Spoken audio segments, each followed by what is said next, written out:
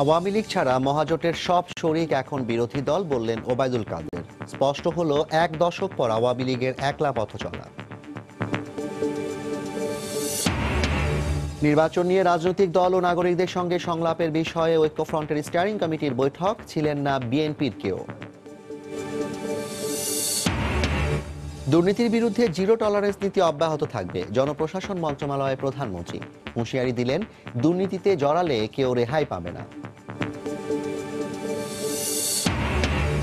সন্ত্রাস ও দুর্নীতির বিরুদ্ধে জিরো টলারেন্স বাংলাদেশের কূটনীতিকদের সঙ্গে বৈঠকে পররাষ্ট্রমন্ত্রী। সহযোগিতার সম্পর্ক বজায় থাকবে, ব্রিফিংয়ে কূটনীতিক কোরের প্রধান। এবং চিকিৎসা সেবার বঞ্চনা নিয়ে সাধারণ মানুষের ক্ষোভ কাটছে না, অর্থ বরাদ্দ সহ প্রয়োজন বিভিন্ন বিভাগের সমন্বয়, বলছেন বিশেষজ্ঞরা। গুরুত্ব দেওয়া হচ্ছে অগ্রাধিকার প্রকল্পগুলো।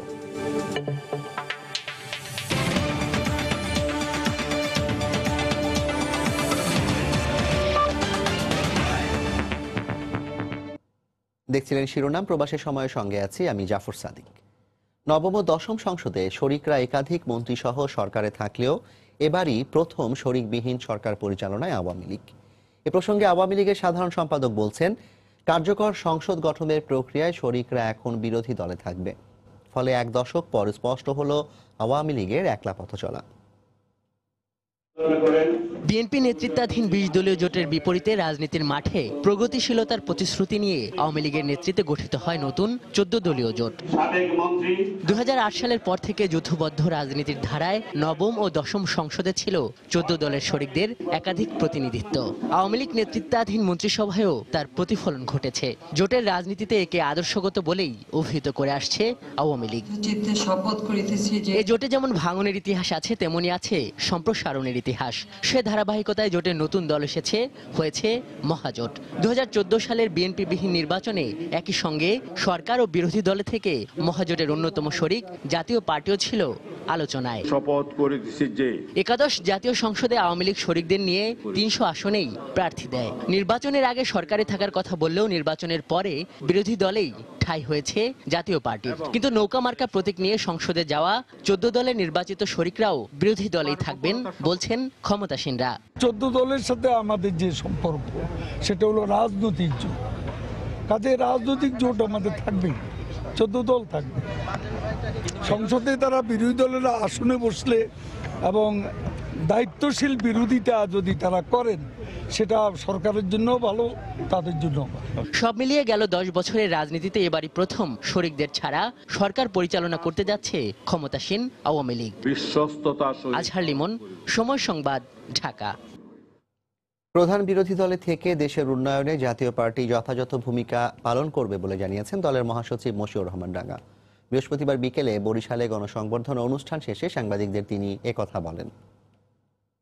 বিরোধী দলের যে ভূমিকাটি থাকে সবসময় সংসদে, আমাদের ভূমিকা তার থেকে কমে কিছু হবে না, একই রকম হবে। এবং তার থেকে বরং আমরা যেহেতু বিগত সরকারে, অর্থাৎ গত সরকারে আমি স্থানীয় সরকারেই ছিলাম, স্থানীয় সরকার কিন্তু উন্নয়নের মূল চাবিকাঠি।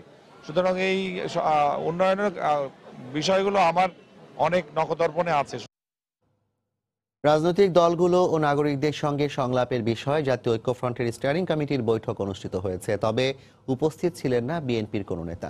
বৃহস্পতিবার সন্ধ্যায় রাজধানীর মতিঝিলে ডক্টর কামাল হোসেনের কার্যালয়ে বৈঠক শেষে সাংবাদিকদের সাথে কথা বলেন ঐক্যফ্রন্ট নেতারা। জোটের মধ্যে কোনো বিভেদ নেই জানিয়ে তারা বলেন, জোটের মধ্যে জামায়াতের থাকা বা না থাকা আলোচ্য বিষয় নয়, জনগণের ভোটাধিকার ফিরিয়ে দেওয়াই মূল লক্ষ্য। এ সময় ২৮ জানুয়ারি জাতীয় সংলাপের তারিখ পরিবর্তিত হয়ে ৬ ফেব্রুয়ারি হতে পারে বলে ইঙ্গিত দেয় ঐক্যফ্রন্ট। জোটের শীর্ষ নেতা বিএনপি মহাসচিব মির্জা ফখরুল ইসলাম আলমগীরের অনুপস্থিতির বিষয়ে জানতে চাইলে তিনি অসুস্থ বলে জানানো হয়।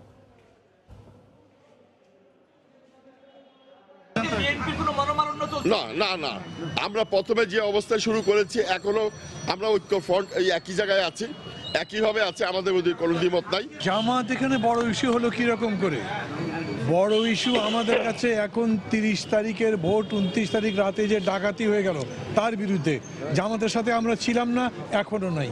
এটা আমাদের কাছে আলোচ্য বিষয় হিসেবে খুব প্রাধান্য পাচ্ছে না। প্রধানমন্ত্রী শেখ হাসিনা বলেছেন, সন্ত্রাস, মাদক ও জঙ্গিবাদের মতো দুর্নীতির বিরুদ্ধেও জিরো টলারেন্স নীতি অব্যাহত থাকবে। কেউ দুর্নীতিতে জড়িয়ে পড়লে রেহাই পাবে না বলেও জানান তিনি। বৃহস্পতিবার সকালে সচিবালয় জনপ্রশাসন মন্ত্রণালয়ের ঊর্ধ্বতন কর্মকর্তাদের সঙ্গে বৈঠকে কথা বলেন প্রধানমন্ত্রী। এ সময় সনাতন ধারা থেকে বেরিয়ে সেবামুখী স্বচ্ছ জনপ্রশাসন গড়ে তোলার নির্দেশ দিয়ে প্রধানমন্ত্রী বলেন, শিগগিরই উপজেলা পর্যায়েও আবাসন সংকট নিরসন করা হবে। নতুন মন্ত্রিসভার শপথ গ্রহণের 10 দিনের মাথায় সচিবালয়ে প্রধানমন্ত্রী শেখ হাসিনা। প্রশাসনিক কাঠামোর নিয়ন্ত্রক জনপ্রশাসন মন্ত্রণালয়ে বৃহস্পতিবার নতুন মেয়াদে প্রথম অফিস করলেন তিনি। প্রয়াত মন্ত্রী সৈয়দ আশরাফুল ইসলামের স্মৃতি বিজড়িত গুরুত্বপূর্ণ এই মন্ত্রণালয়টির মন্ত্রীর দায়িত্বে রয়েছেন সরকার প্রধান স্বয়ং। আর জনপ্রশাসন মন্ত্রণালয় সবথেকে অত্যন্ত গুরুত্বপূর্ণ। মন্ত্রণালয়ের ঊর্ধ্বতন কর্মকর্তাদের নিয়ে বৈঠকে সূচনা বক্তব্য রাখেন প্রধানমন্ত্রী। তিনি বলেন, সামগ্রিক অগ্রযাত্রা ধরে রাখতে সব সময় তৎপর থাকতে হবে জনপ্রশাসন মন্ত্রণালয়কে। প্রধানমন্ত্রী হওয়াটা বড় কথা না, দেশের জন্য কতটুকু কাজ করতে পারবো। কারণ ইতিমধ্যে বাংলাদেশের আর্থসামাজিক উন্নয়নের ক্ষেত্রে, অবকাঠামোগত উন্নয়নে আমরা কিন্তু অনেকগুলি প্রকল্প এবং কাজ হাতে নিয়েছি, যেটা বাংলাদেশকে ভবিষ্যতের দিকে এগিয়ে নিয়ে যাবে। আজকের বাংলাদেশ সারা বিশ্বে একটা সম্মানজনক অবস্থানে আমরা আসতে পেরেছি। এই এগিয়ে যাওয়াটা, এই যাত্রাটা, এটা কিন্তু আমাদের অব্যাহত রাখতে হবে। এটা অব্যাহত রাখার মূল মানে একটা সরকার পরিচালনার মূল জায়গাটা কিন্তু আপনাদের এই জনপ্রশাসন মন্ত্রণালয়।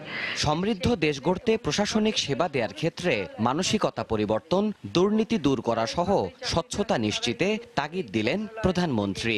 সাফ জানিয়ে দিলেন, দুর্নীতি করে কেউ পার পাবে না। সন্ত্রাস, জঙ্গিবাদ, মাদকের বিরুদ্ধে জিরো টলারেন্স যেমন আমরা ঘোষণা দিয়েছি, তেমনি দুর্নীতির বিরুদ্ধেও আমি জিরো টলারেন্স ঘোষণা দিয়েছি। যেহেতু আমি বেতন ভাতা সুযোগ সুবিধা এত বেশি বৃদ্ধি করে দিয়েছি, সেই ক্ষেত্রে আমি তো মনে করি যে এখন আর ওই দুর্নীতির প্রয়োজন না, যা প্রয়োজন সেটা তো আমরা মিটাচ্ছি, তাহলে দুর্নীতি কেন হবে? কেউ যদি এই ধরনের দুর্নীতিগ্রস্ত হয়, সঙ্গে সঙ্গে তার বিরুদ্ধে যথাযথ ব্যবস্থা নিতে হবে। গেল মেয়াদে প্রণীত সরকারি চাকরি আইন 2018 শিগগিরই বাস্তবায়ন শুরু হবে জানিয়ে প্রধানমন্ত্রী বলেন, আগামীতে উপজেলা পর্যায়েও নিরসন করা হবে সরকারি কর্মচারীদের আবাসন সংকট। জনপ্রশাসন মন্ত্রণালয় পরিদর্শনে এসে তিনি স্পষ্ট জানিয়ে দিলেন, ইশতেহার অনুযায়ী সমৃদ্ধির অগ্রযাত্রায় এগিয়ে নেবেন বাংলাদেশকে। আর এজন্য আমলাতান্ত্রিক জটিলতা কমিয়ে জবাবদিহিমূলক সেবামুখী প্রশাসন গড়ে তোলার তাগিদ দিলেন সরকার প্রধান। দেবাশিস রায়, সময় সংবাদ, সচিবালয়, ঢাকা। সন্ত্রাস ও দুর্নীতির বিরুদ্ধে সরকার জিরো টলারেন্স নীতি নিয়েছে বলে জানিয়েছেন পররাষ্ট্রমন্ত্রী এ কে আব্দুল মোমেন। বৃহস্পতিবার বিকেলে রাষ্ট্রীয় অতিথি ভবন পদ্মায় বিশ্বের বিভিন্ন দেশের কূটনীতিকদের ব্রিফিংয়ে তিনি একথা জানান। ব্রিফিংয়ে বিভিন্ন দেশের রাষ্ট্রদূত, হাইকমিশনার সহ জাতিসংঘ এবং অন্যান্য দাতা সংস্থার প্রতিনিধিরা অংশ নেন। বাংলাদেশের পক্ষে পররাষ্ট্রমন্ত্রী ছাড়াও আরও ছিলেন পররাষ্ট্র প্রতিমন্ত্রী শাহরিয়ার আলম ও পররাষ্ট্র সচিব শহীদুল হক। পররাষ্ট্রমন্ত্রী তার বক্তব্যে অর্থনৈতিক কূটনীতির গুরুত্ব বিবেচনায় সরকারের আগামী দিনের কর্মপরিকল্পনা তুলে ধরেন। জাতীয় নির্বাচন এবং রোহিঙ্গা ইস্যু নিয়ে কোনো আলোচনা হয়নি বলে বৈঠক শেষে জানান কূটনৈতিক কোরের ডিন ও ভ্যাটিকানের রাষ্ট্রদূত জর্জ কোচেলি। পরে পররাষ্ট্রমন্ত্রী কথা বলেন সাংবাদিকদের সঙ্গে।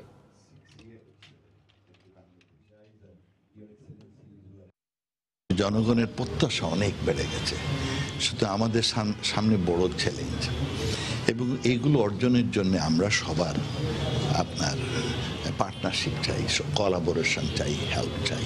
উন্নয়ন করতে গেলে কোনো সন্ত্রাসী তৎপরতা যাতে না থাকে, সেই জন্য জিরো টলারেন্স আপনার টু টেরোরিজম, এবং বাংলাদেশ অন্য কোনো রাষ্ট্র বাংলাদেশকে ব্যবহার করবে না কোনো ধরনের সন্ত্রাসী তৎপরতা। রাষ্ট্রীয় স্বার্থ সংশ্লিষ্ট বিভিন্ন বিষয় নিয়ে আমাদের আলোচনা হয়েছে। আমরা বিভিন্ন দেশের রাষ্ট্রদূতরা নতুন সরকারকে অভিনন্দন জানিয়েছি।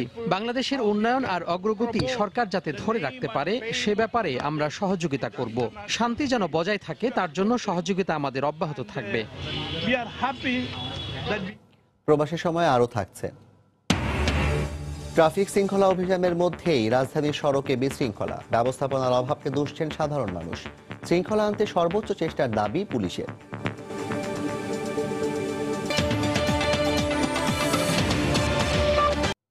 শিশু ও মাতৃমৃত্যুর হার কমানো, গড় আয়ু বাড়া সহ স্বাস্থ্য খাতের বিভিন্ন সূচকে সাফল্য অর্জিত হলেও কাঙ্ক্ষিত স্বাস্থ্যসেবা না পাওয়ায় সাধারণ মানুষের মধ্যে ক্ষোভ রয়েই গেছে।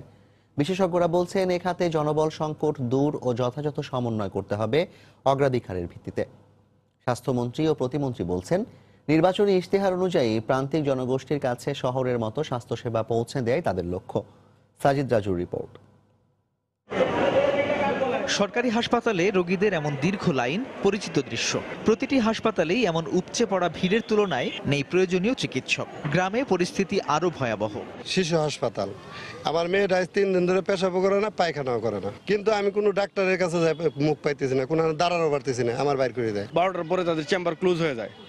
রোগী যদি ইমার্জেন্সিও থাকে তখন ডাক্তার পাওয়া যায় না। একটা টেস্ট দেওয়া হয়, সেটা কোন একটা ডায়াগনস্টিক সেন্টারের নামে নির্দিষ্ট করে দেওয়া হচ্ছে, আপনি এইখানে যান, এখানে গেলে টেস্টগুলো পাবেন। যদি সিকিউরিটি পর্যন্ত আমরা পয়সা দিয়ে ঢুকতে হয়, মানে নাকি আমরা সিস্টারকে ডাক দিলে সে বলতেছে যে আপনি ওটা বন্ধ করেন গা, স্যালাইন বন্ধ করে দেন শিশু।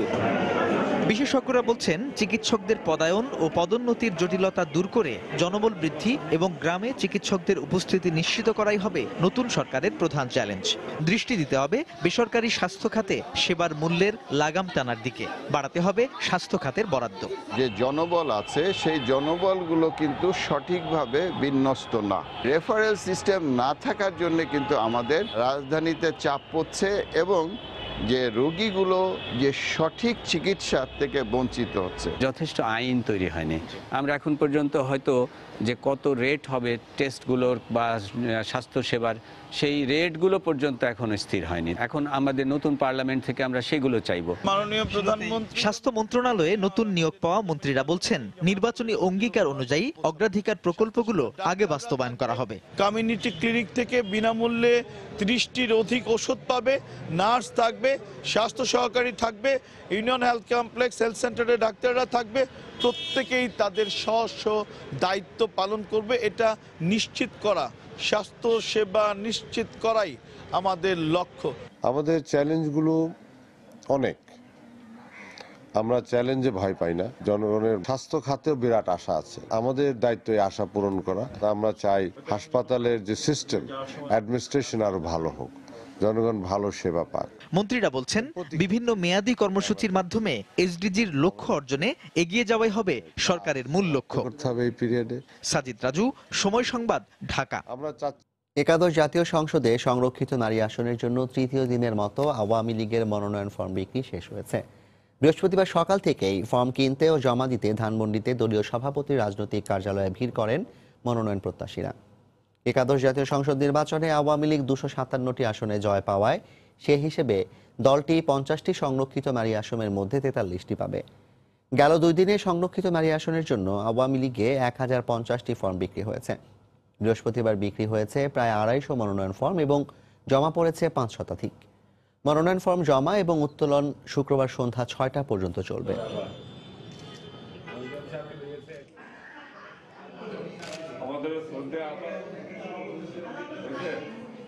সংসদ সদস্যের যোগ্য, উনি যদি মনে করেন আমাকে দিবেন, আমাকে দিলে আমি অবশ্যই আমার যত অভিজ্ঞতা আছে আমি কাজে লাগাবো। তিনি তো এখন শুধু বাংলাদেশের নেত্রী নন, তিনি বিশ্ব নেত্রী। আমি আশা করি যে তিনি আমার কথা মাথায় রাখবেন এবং আমাকে বিবেচনা করবেন। আমি যদি নমিনেশন পাই বা আমাকে যদি এই পদে দেওয়া হয়, আমি বৃহত্তর পরিসরে বিশেষ করে তরুণদেরকে নিয়ে কাজ করব। যখন দুঃসময় ছিল তখনও কাজ করেছি। যদি আমাকে এই আসনে, টাঙ্গাইলে সংরক্ষিত আসনে মনোনীত করেন, আমি ওনার পাশে থেকে কৃতজ্ঞতার সাথে কাজ করে যাব। যুদ্ধাপরাধীদের সম্পদ বাজেয়াপ্ত করার বিষয়ে দ্রুতই সিদ্ধান্ত চূড়ান্ত হবে বলে জানিয়েছেন আইনমন্ত্রী অ্যাডভোকেট আনিসুল হক। বৃহস্পতিবার সকালে ব্রাহ্মণবাড়িয়ার আখাউড়া সাংবাদিকদের এক প্রশ্নের জবাবে তিনি একথা বলেন। এ সময় ঐক্যফ্রন্টের নির্বাচিত সংসদ সদস্যরা শপথ নিতে সংসদে যাবেন বলে আশা প্রকাশ করেন আইনমন্ত্রী। পদক্ষেপ তো নেওয়া শুরু হয়ে গেছে গতবার থেকেই, এখন সেটা চূড়ান্ত করা হবে। তাদের সংসদে যাওয়ার সময় আছে, তারা যে একেবারেই সংসদে যাবে না সেটা আমি মনে করি না। আমার মনে হয় তাদের শুভবুদ্ধির উদয় হবে। নির্বাচনে পরাজয়ের ব্যর্থতা ঢাকতেই মায়া কান্নায় জনগণকে বিভ্রান্ত করছে বিএনপি, এমন মন্তব্য করেছেন আওয়ামী লীগের যুগ্ম সাধারণ সম্পাদক মাহবুবুল আলম হানিফ।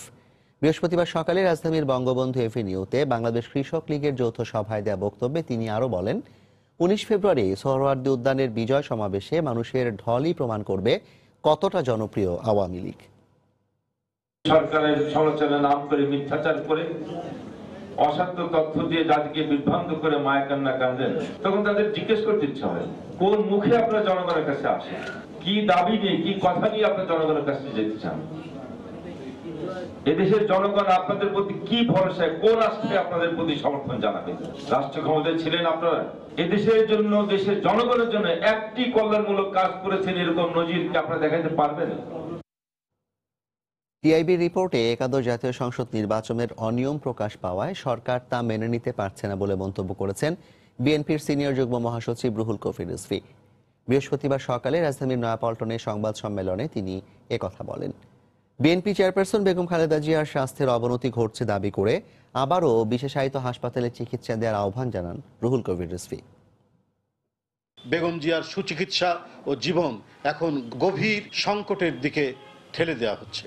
অবিলম্বে বিশেষায়িত হাসপাতালে তার সুচিকিৎসার ব্যবস্থা করতে হবে। টিআইবি রিপোর্টে সরকার ও নির্বাচন কমিশনের আঁতে ঘা লেগেছে। টিআইবি রিপোর্টে ভোট ডাকাতির মহা সত্য প্রকাশ হওয়াতে সরকারের মন্ত্রীরা ও নির্বাচন কমিশন মুখ লুকাতে পারছে না।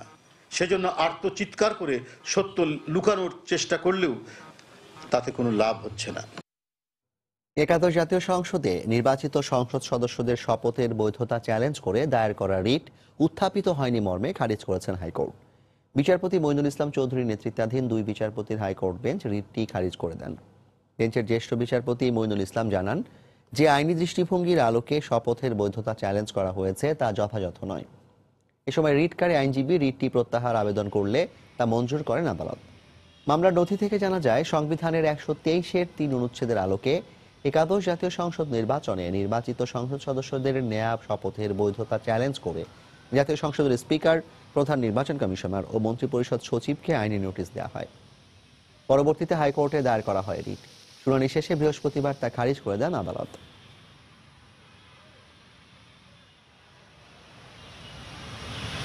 দেশে আইনের শাসন থাকুক, সংবিধানের দেশ ছিল, সেটা নির্দেশ আছে এবং সে অ্যাগ্রি পার্সোনালি। সিভিল সোসাইটিতে কনস্টিটিউশনাল বা সংবিধানের ভায়োলেশন হলো যে কোনো লোকে অ্যাগ্রি হতে পারে। মামলাটা এই ফর্মে না করে অন্যভাবে করলে হয়তো বিবেচনা করা যেতে পারত। যদি ভবিষ্যতে আবার কোনো রিট পিটিশন দায়ের করা হয়, তখন আমরা আমাদের আইনগত পদক্ষেপ যেভাবে নেওয়া সেভাবে নেব। প্রবাসের সময় আরও থাকছে। কুয়েতে বাংলাদেশ দূতাবাসে বিক্ষুব্ধ শ্রমিকদের হামলা, ভাঙচুর, দূতাবাসের প্রধান কাউন্সিলর সহ আহত 3, বেশ কয়েকজন আটক।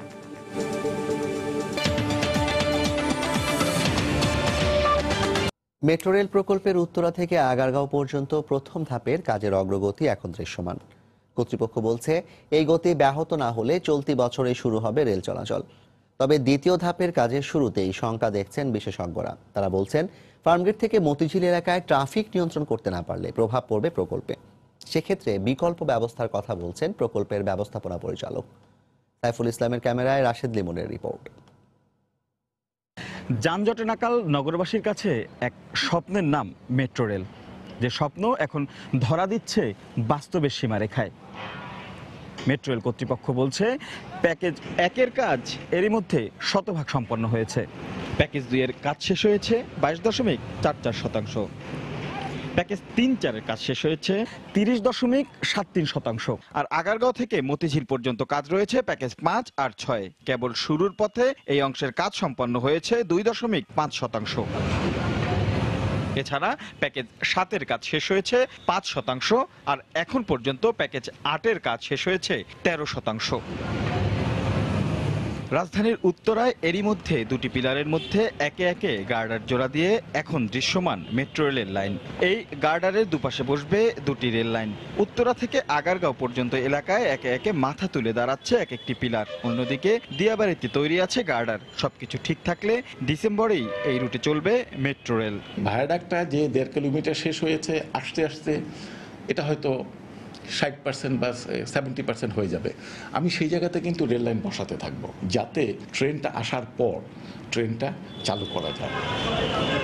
অন্যদিকে দ্বিতীয় ধাপের কাজ গত ডিসেম্বর পর্যন্ত হয়েছে 2.4%। আগারগাঁও থেকে পল্লবী অংশের কাজেই ট্রাফিক ব্যবস্থাপনায় যেখানে নগরবাসীকে হিমশিম খেতে হয়, সেখানে ফার্মগেট, কাউরান বাজার, শাহবাগ, মতিঝিলের মতো ব্যস্ততম এলাকায় এই বিশাল কর্মযোগ্য পরিচালনা সংশ্লিষ্টদের জন্য বড় চ্যালেঞ্জ বলে মনে করেন বিশেষজ্ঞরা।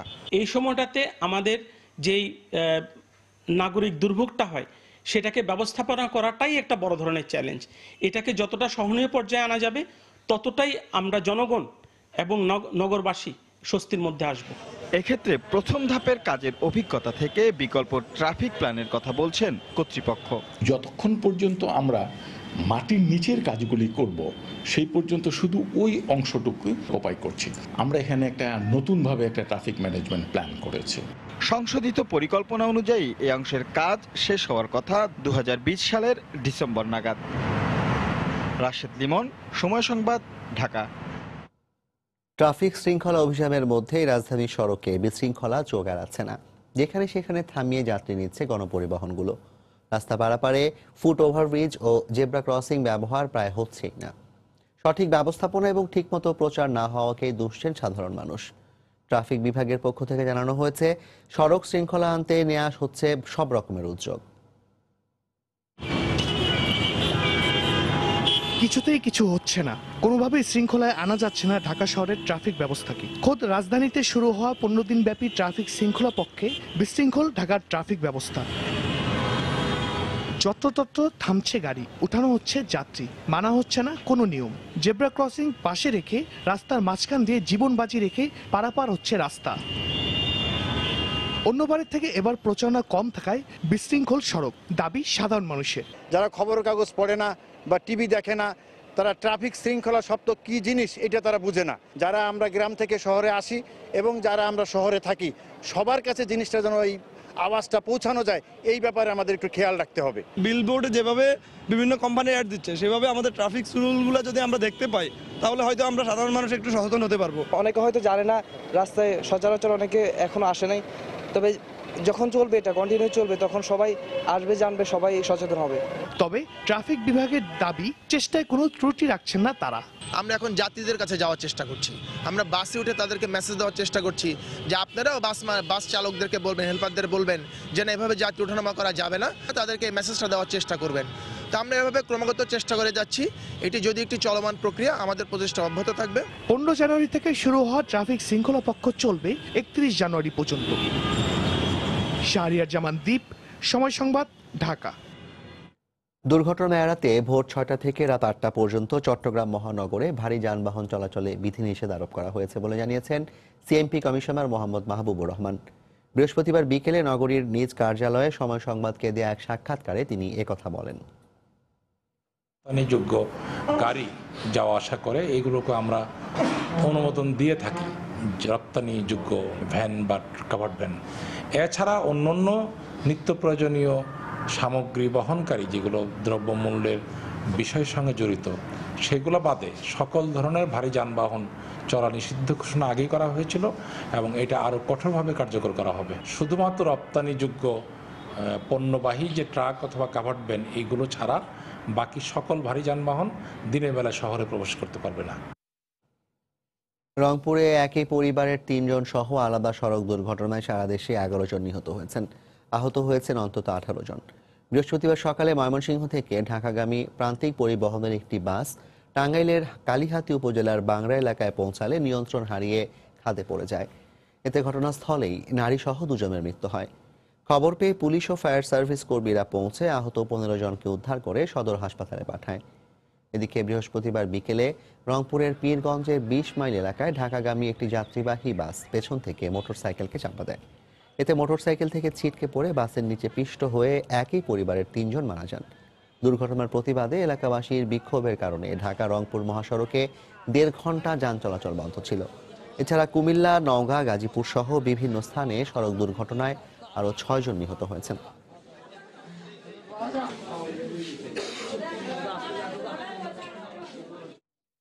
কুষ্টিয়া মেডিকেল কলেজের নির্মাণাধীন ভবনের ছাদ ধসে 1 শ্রমিকের মৃত্যু হয়েছে। আহত হয়েছেন আরও 5 জন। ঘটনা তদন্তে 3 সদস্যের কমিটি গঠন করেছে জেলা প্রশাসন। বৃহস্পতিবার বিকেলে শহরের লাহিনী বড়তলা এলাকায় এ দুর্ঘটনা ঘটে। প্রত্যক্ষদর্শীরা জানান, মেডিকেল কলেজের নবনির্মিত ভবনের বারান্দার ছাদ ঢালাইয়ের কাজ চলছিল। হঠাৎ ছাদটি ধসে পড়লে সেখানে আটকা পড়েন কয়েকজন শ্রমিক। খবর পেয়ে ফায়ার সার্ভিসের 2টি ইউনিট ঘটনাস্থলে পৌঁছে গুরুতর আহতদের উদ্ধার করে সদর হাসপাতালে পাঠায়। সেখানে চিকিৎসাধীন অবস্থায় এক নির্মাণ শ্রমিকের মৃত্যু হয়।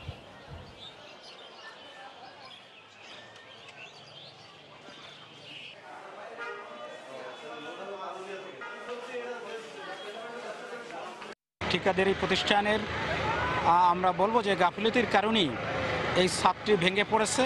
সেখানে আমরা যতটুকু দেখলাম সেটা হলো যে বাঁশের মাধ্যমে সেন্টারিং করা হচ্ছিল। আমাদের বিজ্ঞ অতিরিক্ত জেলা ম্যাজিস্ট্রেটের নেতৃত্বে 3 সদস্য বিশিষ্ট একটি কমিটি গঠন করা হয়েছে।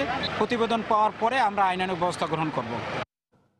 দেশে পর্যাপ্ত চাল মজুদ থাকায় এ মুহূর্তে চাল আমদানির কোনো পরিকল্পনা নেই বলে জানিয়েছেন খাদ্যমন্ত্রী সাধন চন্দ্র মজুমদার। বৃহস্পতিবার সকালে নওগাঁর মহাদেবপুরে খাদ্য গুদাম পরিদর্শন শেষে সাংবাদিকদের তিনি কথা বলেন। এ সময় মিলারদের কাছ থেকে চাল সংগ্রহে কোনো অনিয়ম সহ্য করা হবে না বলেও হুঁশিয়ারি দেন খাদ্যমন্ত্রী। খাদ্য শস্যের ব্যাপারে আমরা জিরো টলারেন্সে আছি, যে কোয়ালিটির সাথে কোনো কম্প্রোমাইজ নেই, কোনো প্রয়োজনীয়তা নেই, কারণ আমরা খাদ্য এখনো স্বয়ংসম্পূর্ণ নয়, সারপ্লাস আছি। আমদানির কোনো প্রয়োজন আছে বলে আমরা মনে করি না। নির্মাণ কাজ সম্পন্ন হওয়ার আগেই আয় করতে শুরু করেছে দেশের 3য় সমুদ্র বন্দর পায়রা। সীমিত পরিসরে চলছে পণ্য খালাস কার্যক্রম। এগিয়ে চলেছে জেটি, নৌ ও সড়ক পথের নির্মাণ কাজ। বন্দরের মধ্যে একমাত্র পায়রা সমুদ্র বন্দরটির সবকিছুর নির্মাণ কাজ মাস্টার প্ল্যান অনুযায়ী হচ্ছে বলে দাবি বন্দর কর্তৃপক্ষের। বিস্তারিত জানাচ্ছেন এম এ আজিম, ক্যামেরায় ছিলেন রিপন মালি। 3 ধাপে নির্মাণাধীন পায়রা সমুদ্র বন্দরের প্রথম ধাপে স্বল্প মেয়াদের কাজ শেষ করেছে বন্দর কর্তৃপক্ষ। বন্দরের প্রধান ফটক, প্রশাসনিক ভবন, নিরাপত্তা ভবন সহ অস্থায়ী জেটি সংলগ্ন রামনাবাদ চ্যানেলের পাশে 48 একর জমির উপর এখন দৃশ্যমান বহু স্থাপনা। প্রথম ধাপে যে কাজগুলি আমাদের হয়েছে সেটা হলো অ্যাডমিনিস্ট্রেটিভ বিল্ডিং আছে, অফিসার্স ডরমিটরি আছে, স্টাফ ডরমিটরি আছে, ওয়্যারহাউস আছে, তারপর মসজিদ আছে। এখন চলছে বন্দরটির দ্বিতীয় ধাপে মধ্যমেয়াদী নির্মাণ কাজ, যার মধ্যে আছে বন্দর থেকে কুয়াকাটা বরিশাল মহাসড়ক পর্যন্ত 6 কিলোমিটারের 4 লেনের সংযোগ সড়ক, পণ্য খালাসের জন্য আন্ধারমানিক নদীতে একটি অত্যাধুনিক স্থায়ী জেটি নির্মাণ, রামনাবাদ চ্যানেলটিতে জাহাজ চলাচলের জন্য নাব্য তৈরির কাজ, এমনটাই জানালেন পায়রা বন্দর কর্তৃপক্ষের যুগ্ম সচিব। এখন আমরা দ্বিতীয় পর্যায়ের কার্যক্রম বাস্তবায়ন শুরু করেছি। এদিকে 7টি মন্ত্রণালয়ের সমন্বয়ে সম্পাদিত হবে বাকি কাজ, তাই প্রকল্পের মেয়াদ বাড়ানো বা অর্থ ব্যয় বাড়ানোর যে কথা বলা হচ্ছে তার কোনো ভিত্তি নেই বলেও জানান তিনি। নির্মাণ ব্যয়ের বিষয়ে যে ধরনের কথা বলা হচ্ছে এটা বাড়ানোর তো প্রশ্নই ওঠে না। এটা একটা নির্ধারিত মাস্টার প্ল্যানের মাধ্যমে এই বন্দরটি বাস্তবায়ন করা হচ্ছে। দ্বিতীয় ধাপে মধ্যমেয়াদী কাজের প্রকল্প ব্যয় ধরা হয়েছে 5,000 কোটি টাকা। সীমিত পরিসরে অস্থায়ী জেটির মাধ্যমে এখন পর্যন্ত 27টি জাহাজের পণ্য খালাস করে 69 কোটি টাকা আয় করেছে এ বন্দর। স্থায়ী জেটি নির্মাণ করে সড়কপথ, নৌপথ ও রেলপথে পণ্য খালাসের সুবিধা দিয়ে পূর্ণাঙ্গরূপে বন্দরের কার্যক্রম চালু করলে এটি হবে দেশের সবথেকে জনপ্রিয় বন্দর, এমনটাই মনে করছেন পায়রা বন্দর কর্তৃপক্ষ। এম এ আজিম, সময় সংবাদ, পটুয়াখালী। প্রধানমন্ত্রী ও তার পরিবার সদস্যদের নামে ভুয়া ফেসবুক পেজ ও অ্যাকাউন্ট খুলে বিভিন্ন ধরনের অপরাধের অভিযোগে 5 জনকে গ্রেফতার করা হয়েছে। র্যাব জানায়, ওই 5 ব্যক্তি শত শত ভুয়া অ্যাকাউন্ট খুলে বিভিন্ন প্রলোভন দেখিয়ে মানুষের কাছ থেকে টাকা হাতিয়ে নিত। আটককৃতদের মধ্যে 2 জন শিবির কর্মী বলে জানানো হয়েছে। নিরাপদ সড়কের আন্দোলন কিংবা শ্রমিক বিক্ষোভ যেটাই হোক না কেন, গত কবছর ধরেই ফেসবুকে আন্দোলন কেন্দ্রিক গুজব বেশ সক্রিয়। শত শত ভুয়া অ্যাকাউন্ট থেকে ছড়ানো গুজবে অনেক সময়ই আন্দোলন প্রবাহিত হয়েছে ভিন্ন খাতে, আবার ঘটেছে সহিংস ঘটনাও।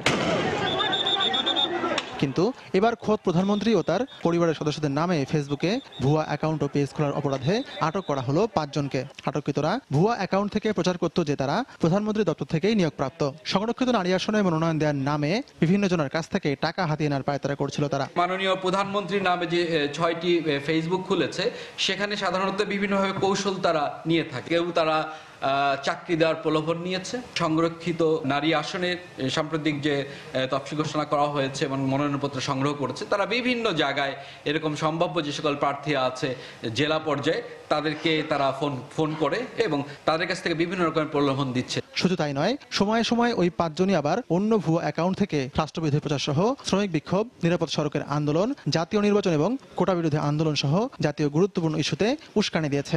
রাষ্ট্রের যে আইন আছে, যে আইন অনুযায়ী যাদেরকে যে সকল কাজ করলে অপরাধ হিসেবে গণ্য হবে, যে সকল অপরাধ যেই হোক না কেন তাকে আইন আয়ত্ত হবে। এখানে ব্যক্তি পরিচয়, পেশা আর যে সে কোন মতদর্শ এবং রাজনৈতিক বিষয় এখানে মুখ্য বিষয় নয়। বুধবার রাত থেকে বৃহস্পতিবার সকাল পর্যন্ত রাজধানী ও আশেপাশের এলাকা থেকে ওই 5 জনকে আটক করা হয়। আতিকুর রহমান তমাল, সময় সংবাদ, ঢাকা। পুলিশ চাইলেই সব পারে। শাহনাজ আক্তার পুতুলের চুরি যাওয়া স্কুটি উদ্ধারের পর বেশিরভাগ মানুষই এক বাক্যেই মত দিয়েছেন সামাজিক যোগাযোগ মাধ্যমে। আইন ও অপরাধ বিশ্লেষকরাও বলছেন, পুলিশের দক্ষতা বাড়ানো ও মানসিকতার পরিবর্তনে এমন ইতিবাচক তৎপরতা আরও বাড়বে। অপহরণের 24 ঘন্টার মধ্যে শিশু উদ্ধার অথবা চুরি যাওয়ার 14 ঘন্টার মধ্যে উবার রাইডারের স্কুটি উদ্ধারের মতো শিরোনামগুলো এখন সাধারণ মানুষকে অবাক করে দেয়। শাহনাজ আক্তার পুতুলের স্কুটি উদ্ধারে আইন শৃঙ্খলা রক্ষাকারী বাহিনী যেমন সুনাম কুড়িয়েছে, আলোচনায় উঠে এসেছে আরেকটি বিষয়, এই তৎপরতা কি পুলিশের নিয়মিত দায়িত্বের অংশ নয়? আমরা তো সবাই বাংলাদেশের নাগরিক এবং পুলিশ বাহিনী ওনারা যারা আছে সবাইকে সমান দৃষ্টিতেই দেখবেন। আমরা মনে করি যে পুলিশ চাইলেই পারে, কিন্তু তাদেরকে কাজটা করতে হবে, সবাইকে অনেস্ট থাকতে হবে। ইদানিং দেখতে পাচ্ছি যে তারা অনেক ভালো কাজের সাথে সংযুক্ত এবং সাধারণ মানুষের পাশে তারা সেবামূলক কাজ করছে। তাদের যে তৎপরতা এখন বৃদ্ধি পেয়েছে, তার যে পাবলিক সাপোর্টে কাজ করে এখন খুব বেশি পরিমাণে, সেটা তারই একটা উদাহরণ। বিশ্লেষকরা বলছেন, পুলিশ যথাযথভাবে দায়িত্ব পালন করলেই অপরাধীদের জন্য আতঙ্ক হয়ে দাঁড়াতে পারে। তবে সেজন্য প্রয়োজন দক্ষতা বৃদ্ধির সুযোগ রাখা।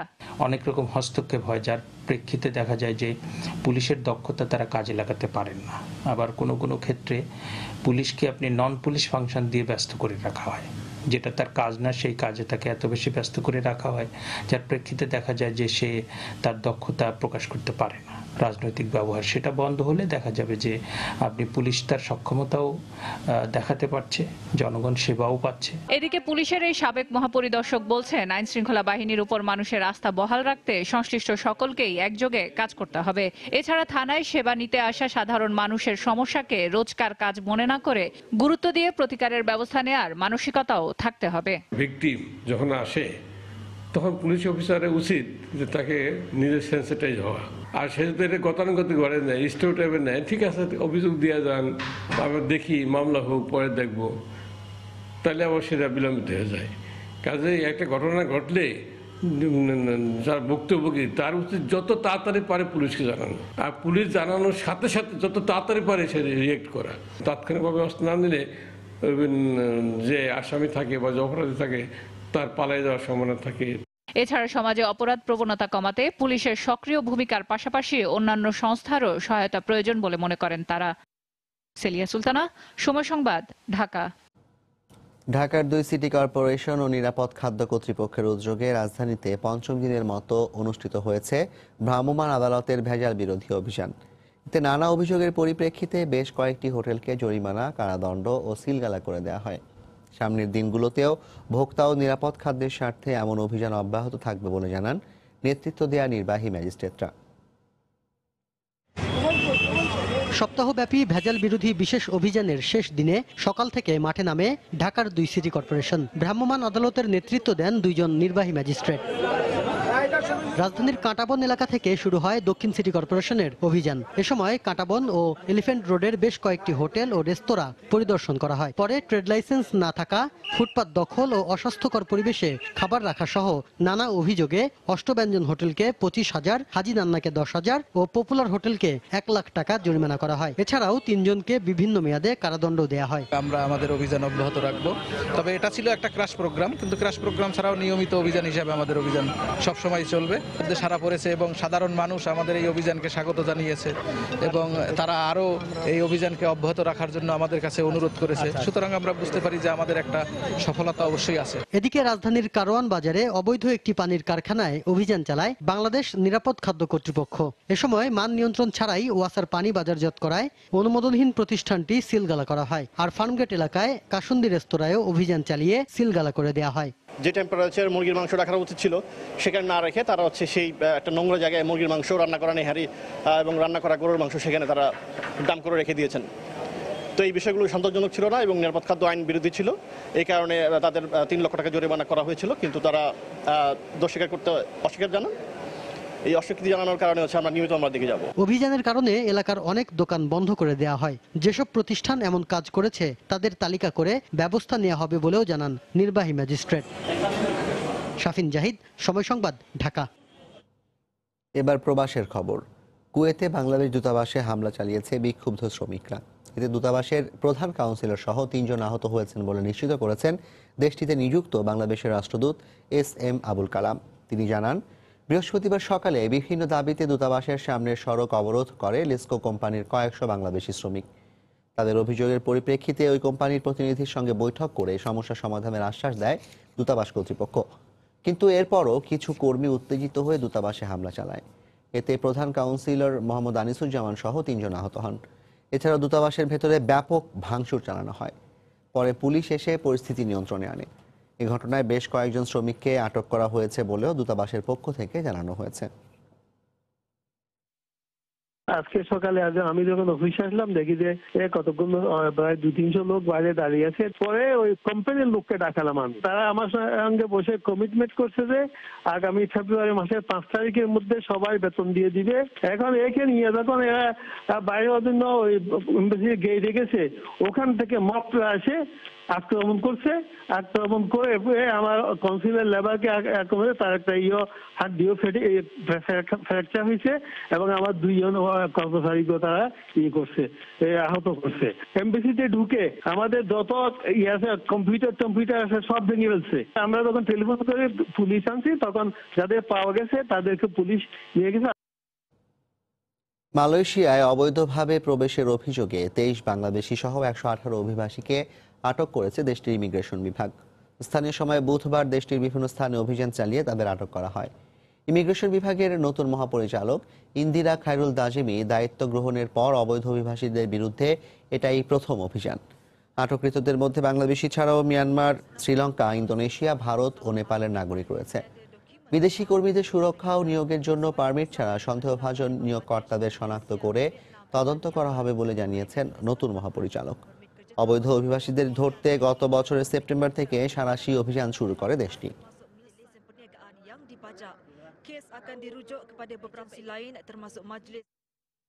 অনিবার্য কারণ দেখিয়ে শনিবারের জাতীয় ভিটামিন A+ ক্যাম্পেইন স্থগিত করা হয়েছে। একই সঙ্গে পরবর্তীতে এই ক্যাম্পেইনের তারিখ ঘোষণা করা হবে বলে জানিয়েছে জাতীয় জনস্বাস্থ্য ইনস্টিটিউট। জনস্বাস্থ্য ইনস্টিটিউট থেকে গণমাধ্যমে পাঠানো এক বিজ্ঞপ্তিতে তথ্য জানানো হয়। যদিও নাম প্রকাশে অনিচ্ছুক স্বাস্থ্য কর্মকর্তার বরাত দিয়ে কয়েকটি বার্তা সংস্থা ও অনলাইন জানিয়েছে ক্যাপসুলের টেক্সচারে সমস্যা থাকায় এই কর্মসূচি স্থগিত করা হয়েছে। ওই কর্মকর্তাদের বরাতে অনলাইনগুলো জানায় ক্যাপসুলগুলো খুলে দেখা গেছে একটার সঙ্গে আরেকটি লেগে আছে। প্রতি বছর ভিটামিন A+ ক্যাম্পেইনে 6 থেকে 11 মাস বয়সী শিশুদের একটি করে নীল রঙের ক্যাপসুল, 12 থেকে 59 মাস বয়সী শিশুদের লাল রঙের ক্যাপসুল খাওয়ানো হয়, যা শিশুদের রাতকানা রোগ সহ অন্ধত্ব প্রতিরোধে ভূমিকা রাখে। তরুণদের দৃষ্টিভঙ্গি বদলে গেলেই দেশ জঙ্গিবাদ ও মাদক মুক্ত হবে বলে আশা প্রকাশ করেছেন শিক্ষামন্ত্রী দীপু মনি। বৃহস্পতিবার সন্ধ্যায় ঢাকা বিশ্ববিদ্যালয়ের চারুকলা ইনস্টিটিউটে 3 দিনের আলোকচিত্র প্রদর্শনীর উদ্বোধন অনুষ্ঠানে তিনি কথা বলেন। এই প্রদর্শনীতে আলোকচিত্র শিল্পী তানভীর অপু ও সাংবাদিক আহমেদ পিপুলের দেশ ও বিদেশে তোলা 20টি ছবি স্থান পায়। দেশ ও দেশের বাইরে ভ্রমণে তরুণদের আকৃষ্ট করতেই এই আয়োজন করা হয়েছে বলে জানান আলোকচিত্র শিল্পীরা। প্রদর্শনীতে তরুণ তরুণী সহ বিভিন্ন বয়সীদের ভিড় দেখা যায়। বাংলাদেশের তরুণ সমাজকে এই মাদকের ছোবল থেকে এবং জঙ্গিবাদের ছোবল থেকে তাদেরকে ভ্রমণের দিকে কনভার্ট করার জন্য, যে তারা ভ্রমণে যদি আসে, ভ্রমণে আসতে পারে মানুষ কি হয়, মানুষ অনেক এনজয় ফিল করে, নিজেকে রিল্যাক্স ফিল করে। ভ্রমণ বা সুস্থ সাংস্কৃতিক চর্চা বা পৃথিবীটাকে দেখা, বাংলাদেশকে দেখার একটা বীজ বপন, এটি ছড়িয়ে পড়বে, আরও অনেকেই উৎসাহিত হবে। আমাদের তরুণ প্রজন্ম যখন এই দেখার এই দৃষ্টি শক্তিটা তাদের মধ্যে তৈরি হবে, তারা যখন এই দেখার আগ্রহটা বোধ করবেন, তখন কিন্তু এই মাদক, জঙ্গিবাদ, সন্ত্রাস এগুলো আপনিতেই দূরে সরে যাবে। বৃহত্তর ফরিদপুর জেলা সমিতির উদ্যোগে দুস্থ ও অসহায় মানুষদের মাঝে শীত বস্ত্র বিতরণ করেছেন শ্রম ও কর্মসংস্থান প্রতিমন্ত্রী মুন্নুজান সুফিয়ান। বৃহস্পতিবার বিকেলে রাজধানীর যাত্রাবাড়ির মিরহাজিরবাগ এলাকায় হাজার হাজার দরিদ্র মানুষের মাঝে শীত বস্ত্র বিতরণ করেন তিনি। এ সময় বিভিন্ন বয়সী নারী, পুরুষ ও শিশুরা শীত বস্ত্র নিতে সেখানে উপস্থিত হন। সেখানে ঢাকা 4 আসনের সংসদ সদস্য সৈয়দ আবু হোসেন বাবলা, ওয়ারী বিভাগের উপপুলিশ কমিশনার মোহাম্মদ ফরিদ উদ্দিন সহ স্থানীয় ওয়ার্ড কাউন্সিলর ও আওয়ামী লীগের নেতারা উপস্থিত ছিলেন। সপ্তাহের শেষ কর্মদিবসে দুপুর পর্যন্ত লোক সমাগম কম থাকলেও সন্ধ্যার পর ক্রেতা দর্শনার্থীদের ভিড়ে জমজমাট 24তম ঢাকা আন্তর্জাতিক বাণিজ্য মেলা প্রাঙ্গণ। দিনের কাজ শেষে স্বজন কিংবা বন্ধু বান্ধবদের সঙ্গে নিয়ে বিভিন্ন স্টল ও প্যাভিলিয়ন ঘুরে দেখেন দর্শনার্থীরা। পাশাপাশি বড় পরিসরের এই আয়োজনকে বিনোদনের অংশ হিসেবেও দেখছেন অনেকে। মেলা উপলক্ষে খাদ্যপণ্য সহ বিভিন্ন স্টলে মূল্য ছাড়ের সুযোগে প্রয়োজনীয় কেনাকাটা করছেন অনেকেই। এছাড়া প্রতি বছরের মতো এবারও ইলেকট্রনিক্স সামগ্রী, দেশি বিদেশি প্রসাধনী আর গৃহস্থালী পণ্যের স্টলগুলোতে ভিড় করছেন নারী দর্শনার্থীরা। যদিও মেলায় অংশগ্রহণকারী প্রতিষ্ঠান ও পণ্যে বৈচিত্র্যের ঘাটতি রয়েছে বলে মনে করেন দর্শনার্থীরা। বিক্রেতারা আশা করছেন শুক্র ও শনিবার সাপ্তাহিক ছুটির দিনে মেলায় ক্রেতা দর্শনার্থী সমাগম আরও বাড়বে। কোনো একটা শপে যদি যাই তাহলে আমরা ওখানে দেখতে পাই মুষ্টিমেয় কিছু, মানে একটা লিমিটেড, আর এখানে আনলিমিটেড। যেটা পছন্দ হয় সেটা আমরা ওখান থেকে নিতে পারি। কিচেনের কিছু সেট আছে ওগুলো, তারপরে কসমেটিক্স। প্রাইসটা আরেকটু কম হলে আরেকটু ভালো হতো। মেলা উপলক্ষে 8,000 টাকা থেকে শুরু করে আমাদের সর্বোচ্চ হচ্ছে 30,000 টাকা পর্যন্ত ফ্ল্যাট ডিসকাউন্ট দেওয়া আছে। মেলাটা দেরি করে শুরু হয়েছে যেহেতু শেষটা হবে দেরি করে, আর আগের তুলনায় রেসপন্সটা অনেক বেশি। দেশীয় পণ্য অত্যন্ত খাঁটি এবং টাটকা মাঠ পর্যায় থেকে কালেকশন করে সঙ্গে সঙ্গে এরা প্যাকেটজাত করা হয়, যার ফলে এটার মান বিদেশের তুলনায় অত্যন্ত ভালো। রবীন্দ্রনাথ ঠাকুরের গান নিয়ে বিশ্লেষণধর্মী গ্রন্থ গীত বিতান, তথ্য ও ভাব সন্ধান প্রকাশিত হয়েছে। বৃহস্পতিবার সন্ধ্যায় ছায়ানটের রমেশচন্দ্র দত্ত স্মৃতি মিলন কেন্দ্রে বইটির মোড়ক উন্মোচন করেন জাতীয় অধ্যাপক আনিসুজ্জামান। তিনি বলেন, রবীন্দ্র গবেষণায় গুরুত্বপূর্ণ ভূমিকা রাখবে এটি। ছায়ানটের শিক্ষক ও শিক্ষার্থীদের স্বাগত সঙ্গীতে শুরু হয় প্রকাশনা অনুষ্ঠান। বইটি নিয়ে আলোচনা করেন শিল্পী রেজওয়ানা চৌধুরী বন্যা, ঢাকা বিশ্ববিদ্যালয়ের বাংলা বিভাগের প্রধান অধ্যাপক ভীষ্মদেব চৌধুরী সহ অন্যান্যরা।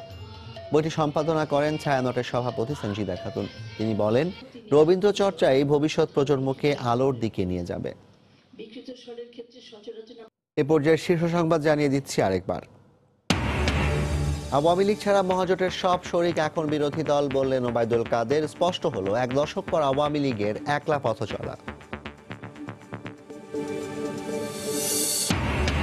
নির্বাচন নিয়ে রাজনৈতিক দল ও নাগরিকদের সঙ্গে সংলাপের বিষয়ে ঐক্যফ্রন্টের স্টিয়ারিং কমিটির বৈঠক ছিলেন না বিএনপির কেউ। দুর্নীতির বিরুদ্ধে জিরো টলারেন্স নীতি অব্যাহত থাকবে জনপ্রশাসন মন্ত্রণালয়ের প্রধানমন্ত্রী হুঁশিয়ারি দিলেন, দুর্নীতিতে জড়ালে কেউ রেহাই পাবে না। সন্ত্রাস ও দুর্নীতির বিরুদ্ধে জিরো টলারেন্স বাংলাদেশের কূটনীতিকদের সঙ্গে বৈঠকে পররাষ্ট্রমন্ত্রী। সহযোগিতার সম্পর্ক বজায় থাকবে ব্রিফিংয়ে কূটনীতিক কোরের প্রধান। এবং চিকিৎসা সেবার বঞ্চনা নিয়ে সাধারণ মানুষের ক্ষোভ কাটছে না। অর্থ বরাদ্দ সহ প্রয়োজন বিভিন্ন বিভাগের সমন্বয়, বলছেন বিশেষজ্ঞরা। গুরুত্ব পাচ্ছে অগ্রাধিকার প্রকল্পগুলো। এই ছিল প্রবাসের সময়। যে কোনো খবর পেতে ভিজিট করুন সময়নিউজ.tv। আপনার মোবাইলে সময় সংবাদ দেখতে ও সকল খবর পেতে ডাউনলোড করুন সময় অ্যাপ। এছাড়া এই মাত্র পাওয়া খবর আপনার মোবাইলে পেতে SMS করুন *BN লিখে পাঠিয়ে দিন 16242 নম্বরে। সঙ্গে থাকুন সময়।